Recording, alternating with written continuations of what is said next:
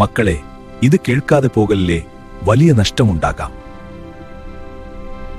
നമ്മുടെ വാഹനം, നമ്മുടെ വീട്, നമ്മുടെ ജോലി, പ്രിയപ്പെട്ടവരെ, ഇവയൊക്കെ അല്ലാഹു നൽകിയ അനുഗ്രഹങ്ങളാണ്. ഇതെല്ലാം ഒരു നാൾ നഷ്ടപ്പെട്ടാൽ നമുക്കതിനെ താങ്ങാൻ കഴിയുമോ?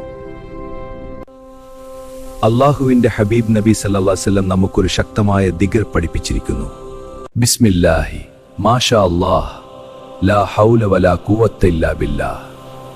ഈ ദിക്ർ ചൊല്ലി ആരംഭിച്ചാൽ അള്ളാഹു അതെല്ലാം സംരക്ഷിക്കും, മരണം വരെ നഷ്ടപ്പെടാതെ കാത്തുസൂക്ഷിക്കും.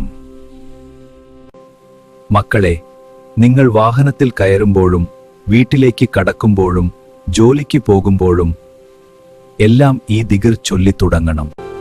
മാത്രമല്ല, അല്ലാഹു അതിൽ ബറക്കത്തും നൽകും, വളർച്ചയും ഉയർച്ചയും നൽകും.